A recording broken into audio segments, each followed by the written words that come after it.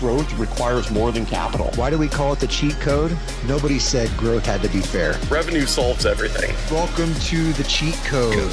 What was our fastest path to revenue? We tend to like to do things the hard way. What's the cheat code? It's giving yourself an unfair advantage over the others. What is it that really works, and how are we going to grow these organizations?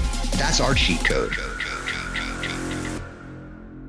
Hello, everyone, and welcome back to the Cheat Code. I am Josh Wagner, joined by Justin Gray. Justin, what's happening today? Bright and early in the morning. I'm ready for it. Bright and early. Here we go. Well, we are now in season 3 of the Cheat Code. Our focus is on marketing this year. So we've got a great slew of guests that will be parading through the show throughout this season. And today's guest is no different. So he is shaping the future of go-to-market strategies, a founder who grew his business from a single client to an 8-figure recurring revenue business, the host of the B2B Vitals podcast, founder and chairman of Refine Labs, and currently the founder and CEO of Passetto. Chris Walker, welcome to the show. What's up, y'all? Happy to be here. We've known each other for a really long time, and it's awesome to get back together and talk through this stuff. So thanks for having me. Yeah, thanks for joining. It feels weird given that whole rundown of all of your wonderful accomplishments. I think we got to do the shout out because Josh, we did my first ever podcast was with Josh Wagner. So I think That's we got to right. do a little shout out, a little Oh, rundown. wow. That was like 5 years ago. I was like had 1,000 followers on LinkedIn, and Josh hit me up and said, "Hey, what you're talking about is interesting. Can you want to do a podcast?" It was the first one I ever did. So I appreciate, like, maybe I wouldn't be here if it wasn't for you, Josh. I appreciate that. Yeah, It's a man. hot take. It was super fun. Oh, bring in the heat from the beginning. Absolutely. Well, we love to jump into it right here. The show's called a cheat code for a reason. We want to know what people are doing that's different and something they're doing that's giving outsized returns.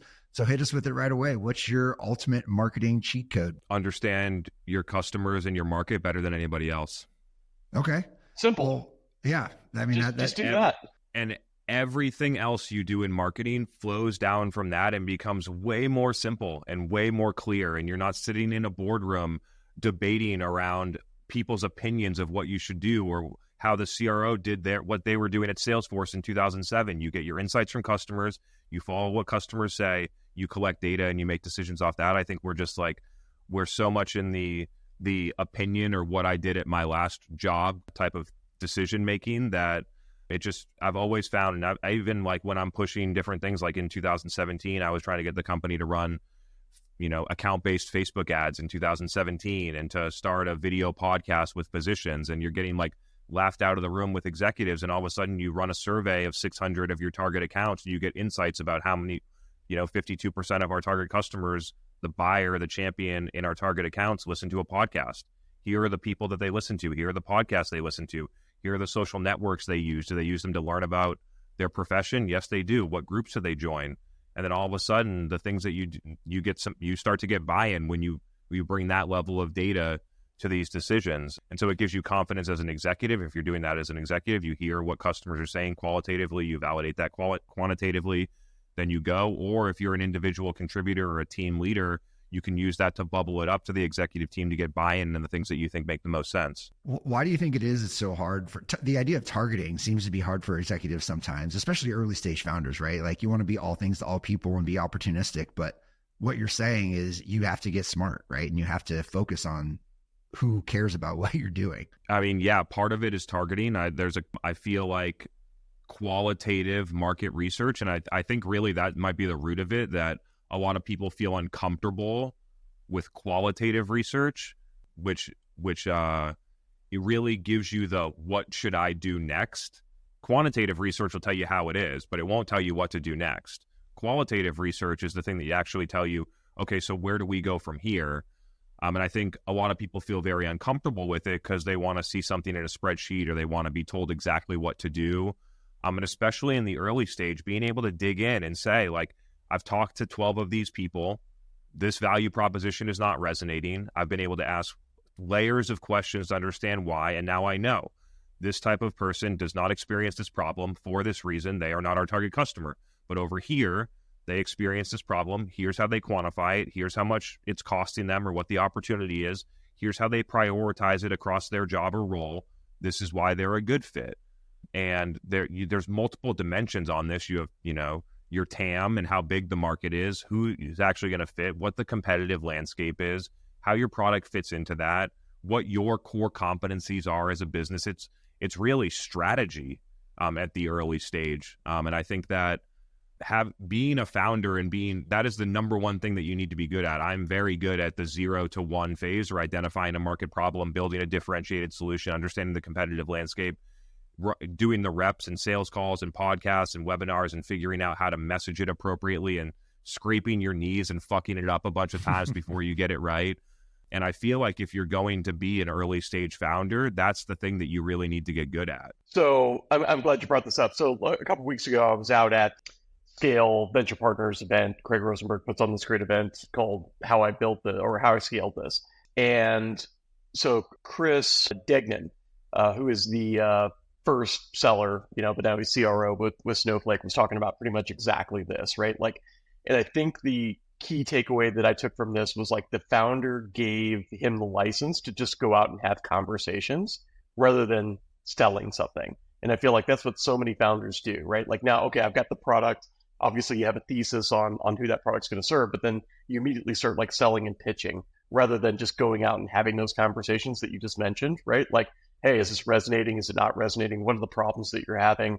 Would you use this to solve it? So on and so forth. And then providing like a very efficient feedback channel to, CEO, product, engineering, like everyone within that equation, and having them have, the trust has to be there in order to say like, oh, yeah, no, here's what so-and-so is hearing. Here's how we need to come in line with that. Like, is there a recipe to like doing that with confidence, or is that something that people just have to stumble and then, hire someone to come in and teach them the way? I mean, just to be honest, I've been doing this type of work since 2013. When I was working at a company, we brought in a consultant back in the day. I too, but many people think marketing is all about promotion, or that business strategy and growing revenue is all about like, what ads are we going to run? What content are we going to build? But there's this whole other layer of marketing, which is like understanding your customer, figuring out how to position the product, messaging it appropriately, pricing in a way, and thinking about your business model in a unique way.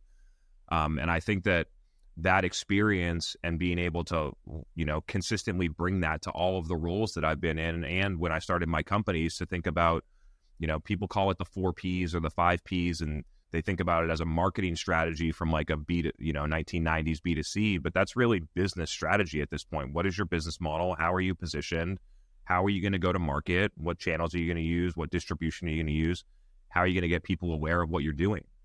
And so I've been doing it for a long time, and it's totally learnable. I had no idea what I was doing at the beginning, and you quickly get the benefits from it. It's not like it took me 10 years to figure this out. Like, I've gotten really good at it, and I kind of do it without thinking now. But from a process standpoint, I think that being comfortable with being not right, or just bringing the approach of being really curious around it. I think a lot of people are so set in like, this is what the market wants. My technology is so great. Everybody should buy it. And then just push something down people's throats that they're not receptive to. I think that having a curiosity and being open, like I started my new company, Passetto, in January. We've pivoted our business model 3 times. We've pivoted our like core positioning on. We're on the 3rd iteration of that. We've gone through 3 websites.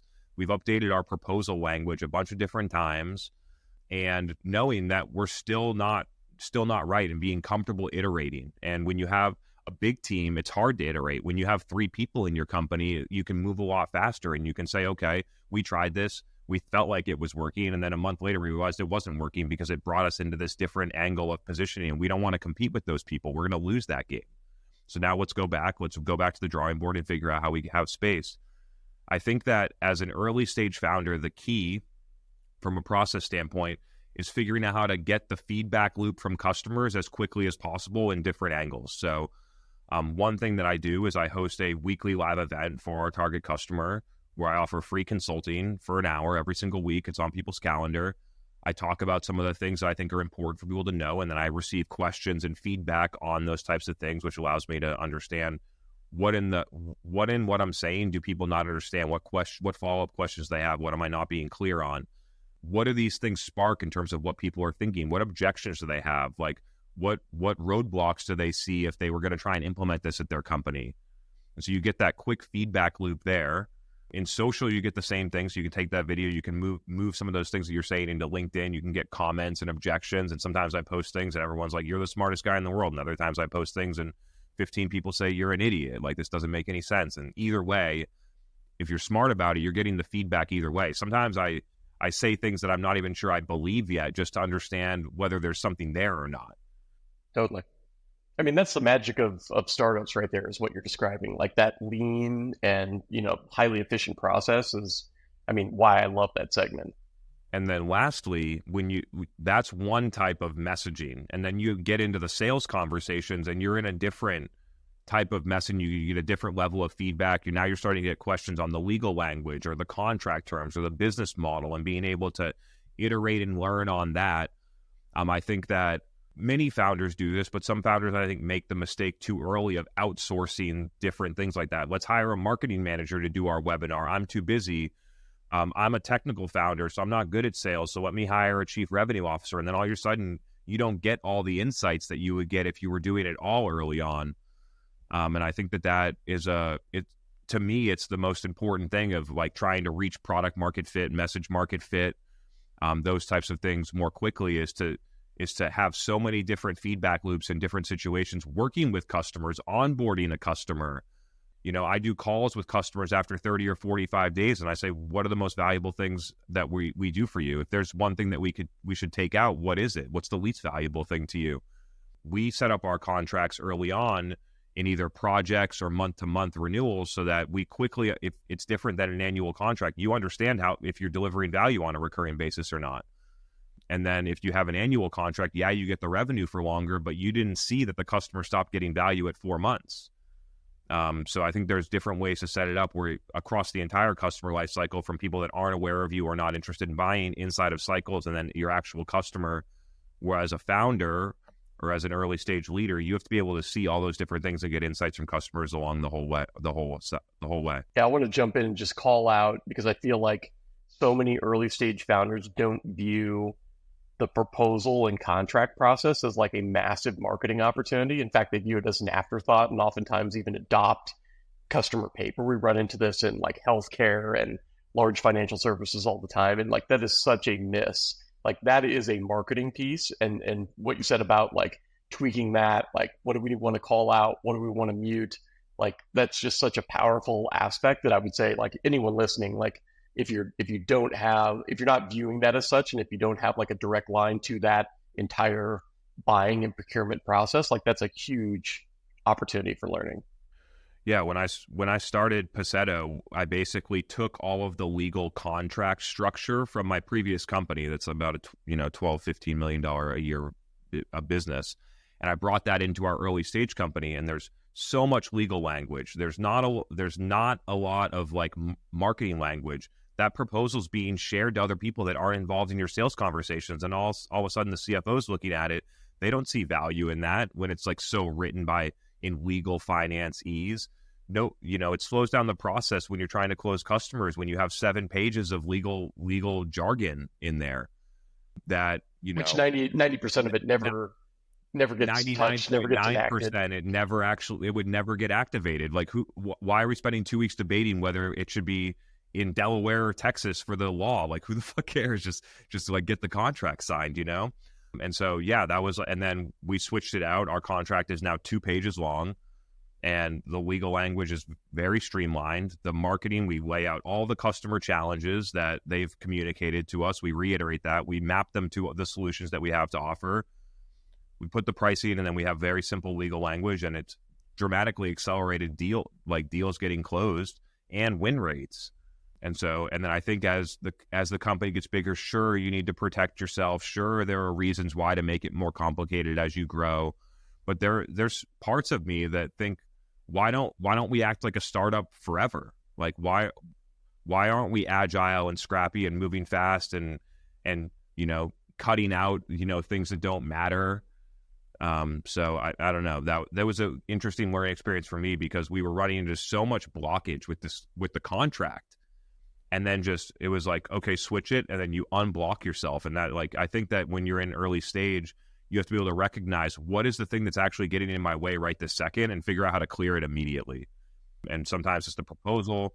Sometimes it early stage, not usually, but sometimes it could be your website. Sometimes it could be how you're pitching the product, or how, like, is it a recurring model? Is it a project model? Is it subscription based? Like, sometimes the pricing and business model can matter. Sometimes you just don't have a reference customer and you need to get a couple reference customers and add that in as your second or third step in your sales process, and just say, we have 7 customers. I'd like to introduce you to one as a step so that you can hear what we're doing for other people. I think there's so many different things that can get in your way at the early stage. You're doing 30K MRR, 60 or 100, 100K MRR. There's simple things that get in your way, and sometimes it's hard to see those. Yeah, I think that just myopic, I built this product for this thing and this product is great, and not just shutting off the curiosity at that point and trying to ram it to everybody is just a huge fault that I see a lot of founders do. And, you're one of, a handful of CEOs that came up through marketing. It's pretty rare, right? So the view of marketing by these other founders and CEOs gets pigeonholed into things you said early on. It's, all right, I need someone to go buy me ads and generate leads. And that's it. That's marketing, right? It's the same as the view of sales of, I need someone to just pick up the phone and smile and dial. Like, that's sales. And until we get more people that understand the full business lens that marketing has, it's going to continue to go down this rabbit hole of burning 30K a month on ads that don't mean anything because they didn't do the steps that you just talked about, understanding the customer, being curious, figure out what's working, what's not. And it's one of those things where we see the messaging that trickles down into sales winds up not working because you don't have the insight into what problem are we really solving, right? You think you're solving something, but sometimes that doesn't even resonate. So even just if we step back and think about how can we get founders to put that marketing hat on a little bit more, right? Like, how do we broaden their view of what marketing looks like?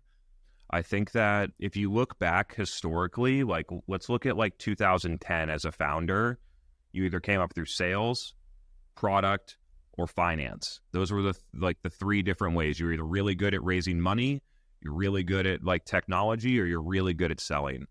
And so founders would outsource marketing. And in 2008, like, what did marketing do? They built brochures. They did a sales enablement for the sales team. They built trade shows. It, like, most of the time, like, it was not that important. They were an assistant function to sales. Let's be honest. Like, I'm not talking down to marketing. I worked in marketing in 2012, and that's what we did. Like, don't forget the fax blast. I mean, that's an important part of anyone's repertoire. Yeah, like maybe I got lucky and they let me like redo the website and try and spin up an e-commerce or a self-service store, and it was like a cool project and a new revenue channel. But like most of the time, it was like, I need a new brochure and ad hoc. Like, let's do this. So, and then over time, how the internet has evolved, like, we as founders need to understand that marketing is now one of the most critical parts of growth in a business. Like, it is as important as understanding how to read your P&L. It is as important as understanding how to go and close that deal. If you get marketing right, it allows you to basically independently have sales conversations with so many people at once. And when you open the aperture of marketing, you think about it as messaging and positioning and business model and competitive landscape, you get out of the, I'm in a deal cycle competing with 5 companies that are much bigger than me and have a lot more advantages against us, and figure out how to close the aperture so that the customer realizes that you built this for them. And I think that there's a lot of advantages in really understanding, 1, the breadth of marketing, and then 2, as a founder, actually taking it seriously now. So I've got to ask the talent question, because, I think there's an important point here in terms of doing those functions yourself as a founder, like staying close to the customer. There's certainly going to be a point where, you have to start building teams around this and so on. And, like, that tactical aspect of marketing is predominantly what the landscape is comprised of, right? Like, I run HubSpot, I run paid ads, like people's resumes look like, a skill set checklist, essentially. Like, how do you, what are your thoughts on hiring? How do you kind of cut through the BS there? What do you look for within someone that can, like, extend this fundamental aspect of, like, being really close to the customer without screwing that up with all this tactical noise and jargon? So I think it really depends what level you're hiring at. Like, if you're hiring for a CMO, like, I think the CMO should be able to sell deals. I think the CMO should be able to read the P&L. I think the CMO should be an executive leader that owns the marketing function inside of an executive team.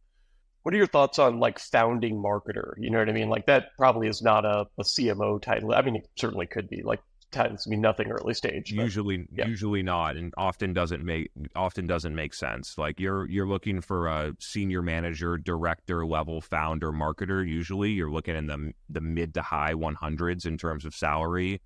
Maybe you try to align a compensation plan that has some variable that aligns with like sales outcomes.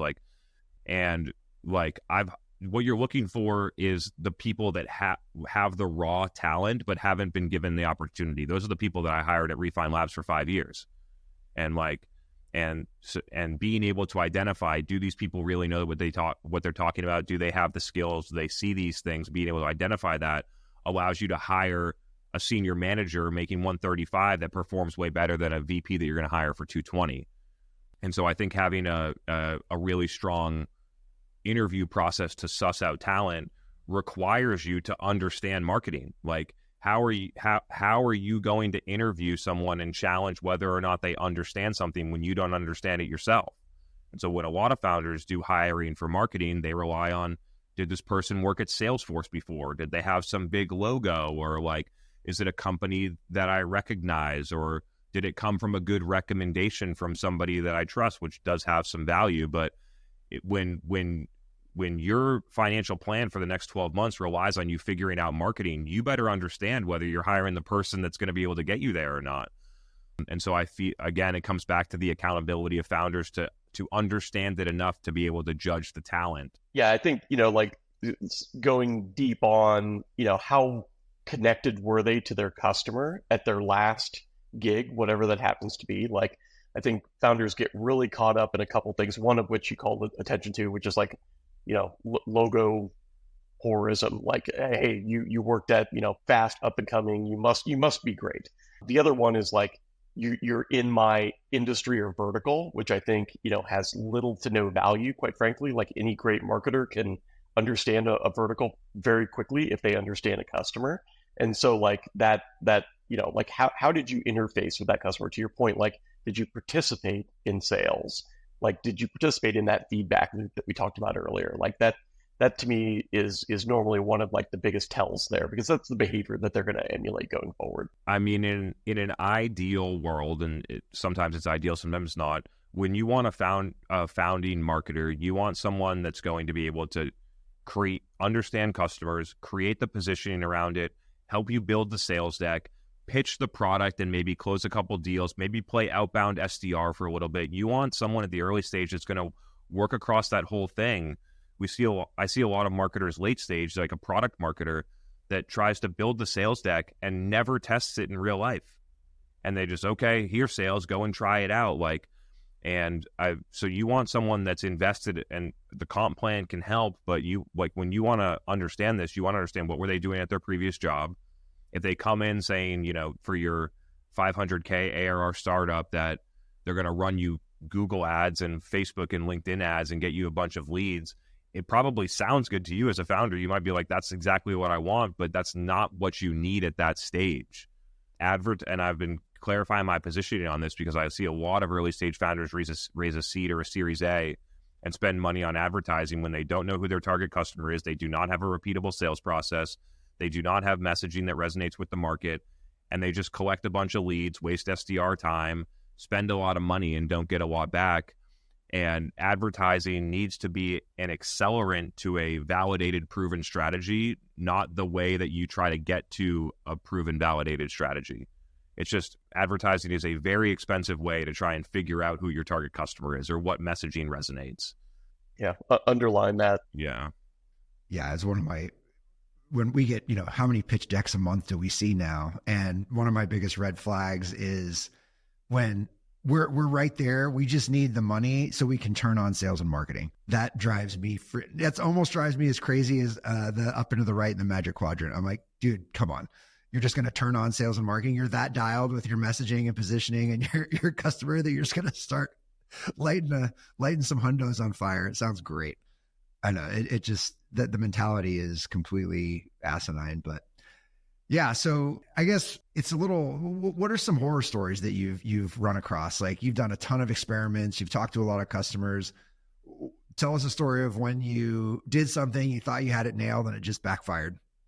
Well, it sounds like you guys have done a ton of iteration already, which is, awesome, commendable. In some ways, it's probably heartbreaking as well. I mean, historically, the place where a lot of like the marketing strategies that I evangelize break down is that the marketing team was on board, but it wasn't executive level buy-in. Metrics didn't change at the CFO, CEO, or the board level.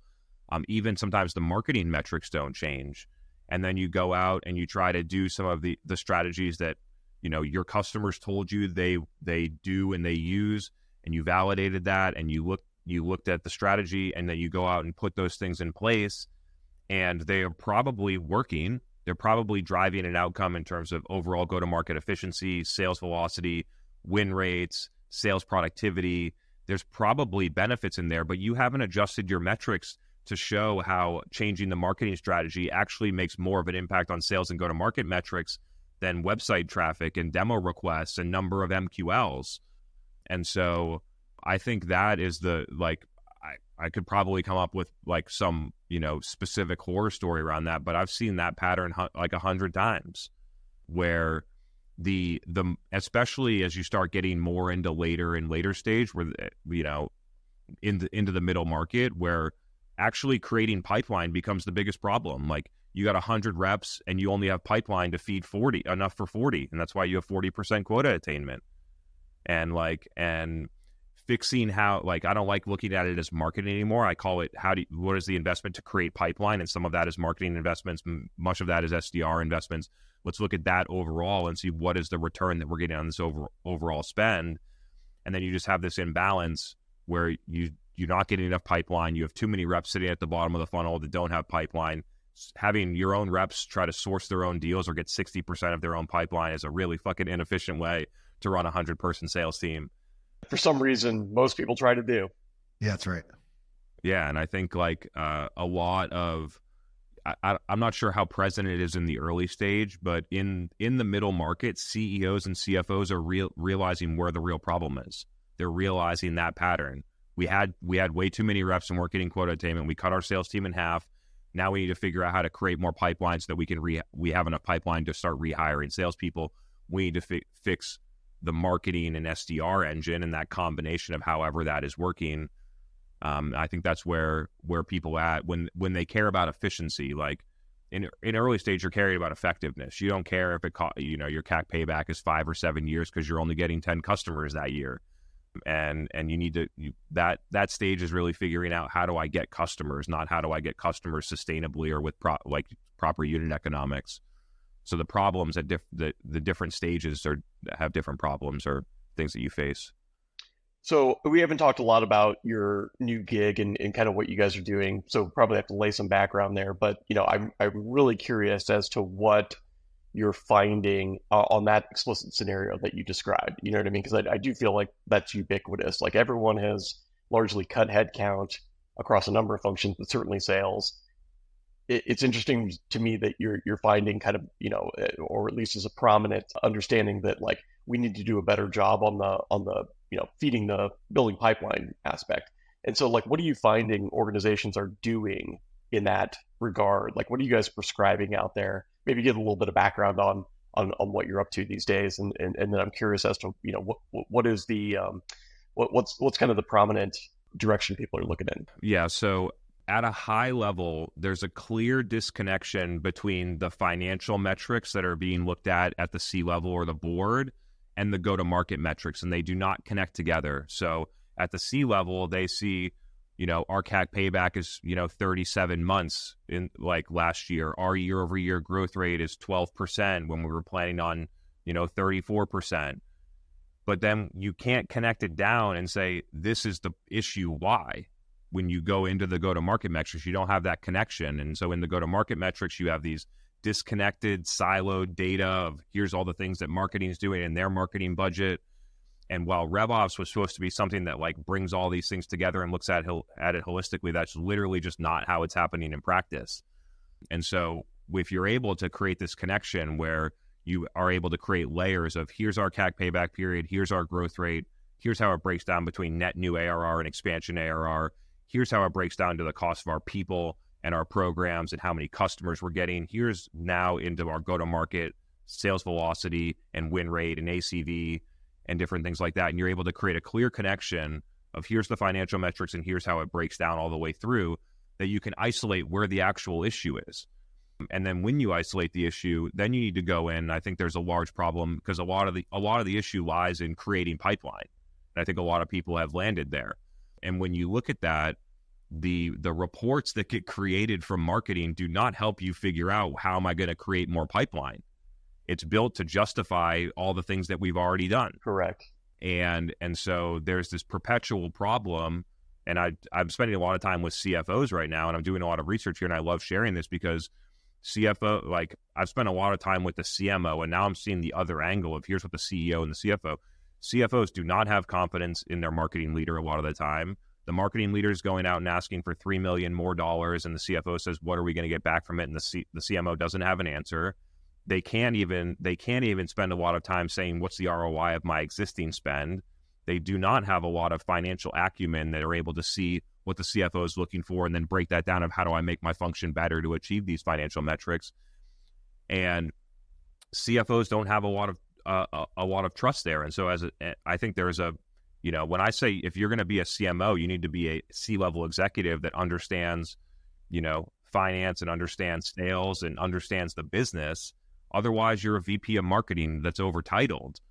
And so I think that companies are really starting to isolate that problem and figuring out that marketing mix modeling and multi-touch attribution and the siloed bottoms-up marketing reporting where your paid agencies giving you a report and that goes into your deck, and then your PR team's making another deck, and all of a sudden it looks like everything's working so well, but the CFO is looking and saying our CAC paybacks period's 37 months and we're growing at 12%. All this stuff cannot possibly be working.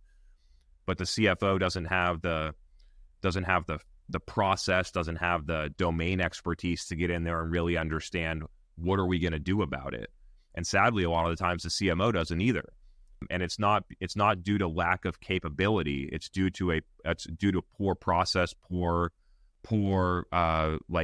process, poor data modeling, poor things like that. Like you said, those two models just don't talk together. And I think the justification statement is probably one of the most accurate there, which is this is why we did the things that we did.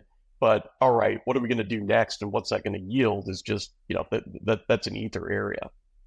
Yeah, and I just as a C-level team or even as a CMO, we need to be able to say, we spent $25 million last year on marketing programs, and we created, $60 million in stage 2 pipeline, which means we get $2.50 in pipeline for every dollar we spend on just marketing. And then we're going to win that pipeline at 20%. So all of a sudden our marketing CAC is 2.5 years. You add in SDRs, you add in sales, tech and tools, all that other stuff. This is not a sustainable. This is something in our marketing engine cannot possibly be working if we have a 2.5 year marketing CAC payback. And we need to be able to look at that and then start looking at the data and say, when you have a 2.5 year marketing CAC payback, which equates to about a 5 or more year total, that you got to be able to go in there and say, what are the things in my marketing mix that aren't working? And we spend way too much time saying, here's how great everything is going, and not enough time, especially when the financial metrics are telling you alarms are going off, this isn't working, to be able to go dig in there and say, what isn't working? We have to figure out how to cut this out of the mix. And so those are real, I know sometimes this podcast is maybe for early stage founders. That's usually not an issue that you face in the early stage, but that's the problem in the middle market right now. Yeah, but being able to tick and tie that, you either solve for that in an early stage or you solve for it when that pain is even more acute later on. Precisely, yeah. Some early stage companies can figure out how to get those things in line early, and then it makes everything from there a lot more simple, because when you get to 50 or 100 million and all of a sudden this stuff is falling apart, it takes a long time. It's very hard to unwind. It's very painful. And let's be honest, some folks are going to lose their jobs. Yeah, for sure. Yeah, and Salesforce earnings that came out recently, there's many companies, you're not seeing the big headlines about all the layoffs happening in tech right now, but companies are quietly getting rid of people. it's still happening. And it's forced by the financial metrics and the financial outlook. And the core issue is that companies spend 40, 50, 60% of revenue on sales and marketing and are currently growing at 10 or 20%. And that those two numbers just do not add up to any type of positive like EBITDA equation. When you combine EBITDA and growth rate, you're negative most likely. And so it's different if you're growing 40%. Go ahead, spend 50% of revenue on sales and marketing. But when you're at 10 or 12 or 15, it becomes you have a 25-point gap there. Yeah, we recently helped one of our portfolio companies hire a founding AE and a founding marketer, and basically gave them the same number, right? And got a little bit. Was the comp plan the same though? Yeah, it was similar. It wasn't that far off, really. It really wasn't that far off. And we got some pushback, right? And these are people that we know and trust in our network pretty well. And at the end of the day, we just said, listen, everyone needs to be rowing their boat in the same direction, right? Like, we need the revenue number. We need to be building pipeline. We can't just be measuring you and paying you on MQLs and things like that. And because the trust was there, we were able to get that over the line. But I think that's one of those things where it's a hard conversation to have. And yeah, we were paying them a variable that had some really good upside to it, just like sales had some good upside to it. But he realized that I'm going to have to be really tight with sales because my number's based on his number, right? So, well, I think what's probably most interesting there to bring this 360 is that, like, immediately, both those individuals and by proxy their teams, like, started going out and like having highly valuable conversations with partners, customers, and prospects together, to feed like what are we going to do? How are we going to engage and ultimately build pipeline? So I think that connection to the customer is what's fostered when everyone's metrics are in line, when everyone is rowing in the right direction. And I'd like to see in the future at early stage companies where marketers sell. Marketers marketers have a quota. Especially like if you're a marketing team of 4 people, at least the leader should be out there trying to pitch deals and close deals. Kyle Coleman's doing that at Copy AI. I've done that for a lot of my career. It gives you a different appreciation at that stage about connecting those two things together, because marketing, putting together a deck and running ads and getting leads and just saying, okay, here's sales. You have a whole different appreciation when you're the marketer that calls your own leads. You're the marketer that pitches that person. You understand what questions they ask, or whether that type of thing resonated, or whether the person left the call after 10 minutes because they thought it wasn't a good fit. You need those I get at, when you have a 100-person marketing team and a ton of AEs, that it doesn't make sense to do that in some cases. I believe in getting reps all the time, but at the early stage specifically, I think there needs to be sort of a new thinking around what's the role of a marketer related to sales. Well, and the funny thing is it should be what you said early on, that you don't need to be just pitching, right? You should be just being curious, doing good discovery, finding out what's going on. Can we solve a problem? Like, marketing should be great at that. Maybe even better than sales. And vice versa. Yeah. Should the salesperson start getting involved in posting content on LinkedIn, hosting a podcast, being the person that runs the webinar, not outsourcing that to your marketing manager. Like, there's a crossover here. Like, great salespeople are now getting really good at marketing, and great marketers are now getting really good at sales. They're like starting to come together, and they're distinctly different. You need to respect the differences between the two, but when you can do both of them, I think it creates a huge advantage in your role in your company. Yep, couldn't agree more. Well, that's a good segue, Chris. Tell us a little bit more about Passetto to let you go. Give the audience a place to find you, find out where to go. Or are you still pitching Refine Labs? Give us the rundown. Yeah, so for those of you that don't know, Refine Labs is a digital demand agency, helps companies with their advertising content, demand gen reporting, effectively for a lot of companies that spend a lot of money on advertising to get a way better return on investment around those. A lot of companies will either hire an agency or run in-house with lead generation campaigns. 90% of LinkedIn budgets and LinkedIn ad spend in B2B is spent on lead generation campaigns, where 1 in 1,000 of those leads actually become a customer, and just doesn't make financial sense for companies that don't sell deals that are, below 100K ACV, which is many people listening to this podcast. And so Refine Labs helps you build a different advertising strategy that you create demand, you capture demand, you use different channels independently to effectively get a way better return on your advertising dollars. And then my new company, Passetto, as I worked at Refine Labs, and I kind of alluded to this a little bit, like many times we implemented an effective marketing strategy, and the metrics inside of the company that were being looked at the C-level didn't change. And so the alarms are going off in the C-level saying we were supposed to get 1,000 MQLs, we're only at 300. Things are going wrong, even though you're creating more stage 2 pipeline this quarter with only 300 MQLs at 1,000, and that your win rate on those 300 is 25% instead of 16%, and the sales cycles are 70 days instead of 120 days, but you're just looking that you got 300 MQLs instead of 1,000. And so I started to see this pattern, and Passetto was basically built on that core insight that we need a connection between the top level financial and C-level investor metrics all the way down into the CRM that's connected through a unified data model. And so we are basically helping companies implement that structure inside of their CRM, which then allows all of the metrics from sales velocity all the way up to CAC and sales and marketing expenditures as a percentage of revenue, all from one set of data.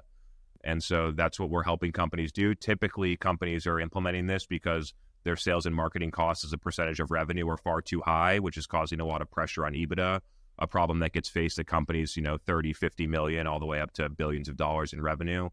So generally not a solution for an early stage company, although I think companies setting the right foundation in terms of their data and analytics at the early stage makes a lot of sense. And so that's what we're doing. Companies, when they work with us, within 90 days, we'll see a dramatic improvement in marketing ROI, generally a dramatic improvement in pipeline creation over 90 days, just based on improving the core processes that connect sales, SDRs, marketing all together rather than looking at them in silos, and just a holistic view and an objective view. We come in there with no predisposition around the history or the politics or things like that. And just being able to provide some of the things we say to customers, say, yeah, we've been thinking about that all the time, but we just haven't done anything for it. We couldn't get people aligned or whatever. And other people, sometimes they say, wow, I've never heard this insight before, but it's so simple. It makes so much sense. Now the chief revenue officer has a clear roadmap of how to hit their plan next year. And so either way, I think when you stop looking at marketing and SDRs and sales and looking at them individually, and you start to look at go-to-market, a lot of people use the term go-to-market very loosely, and it truly is a holistic view across the entire customer journey of what are the best ways that we deploy investments to get revenue when we look at this as a full machine. And so, being able to say, we have 100 reps, we only have pipeline for 60 reps, we need to start reallocating budget to go and figure out how to create more pipeline because the engine is very inefficient in the way we have it set up right now. I think go-to-market strategy, being able to connect the CFO, the CEO, the CMO, and the chief revenue officer, or the person that owns the revenue target. Go-to-market strategy is the role that needs to connect all of those things together. RevOps is not, it's an unpopular opinion, but RevOps is not getting it done. And there's a very different thing between running the machine that exists right now, which is what RevOps does. They build the comp plans, the territories, they create the sales orders, they build ad hoc reports, they try to optimize a process, versus what is the machine that we need to build in the future? How are we going to make these processes better? Where should we focus? How do we allocate budget? How do we get people aligned? How do we change our metrics? How do we decide what we're going to do about attribution, or if attribution is even important, or how we use it? Those are questions that I don't think are being asked enough in the current organizational structure. I think it creates an opportunity, whether it's from a third party or an internal role, to take on this role of go-to-market strategy that connects all those executives together. Not building a huge team. It's probably an individual contributor role, but it requires a high level of strategy, a very unique skill set. Some RevOps people are probably equipped for it, but many aren't. And I think there's people that come from a sales background or a marketing background, or even some people that have management consulting and finance background that could be able to do that. So I see an opportunity for a new role, an opportunity for people in careers, just like I advocated so much for the demand gen role, and a lot of people built their careers up that. There's a lot of people that are CMO or a VP of marketing that came through demand gen through my company that I'm really proud of. They learned skills that were really important to the business, and I see a new one right now, which is go-to-market strategy. I'm going to continue to advocate for it. I'm going to continue to help define it, and I think people's careers will be made in this area as well. Awesome. Well, great stuff as always, Chris. We really appreciate your insights. You can find Chris on LinkedIn. Not hard to find. His stuff will pop up immediately, and you'll be getting video feeds from him on the daily. For those of you listening for the first time, we appreciate you. Follow us, the Cheat Code Podcast. You can find us at inrevenue.capital. If you're listening, multi-time listener, we appreciate you. Leave us a review, a star, a thumbs up, a like, whatever it may be. Help us spread the word and get the podcast out to others. Again, on behalf of Justin Gray, Chris, thank you for joining the show. Thanks, guys. Fun conversation. Always good to see you. Thank you. All right, this has been another episode of The Cheat Code.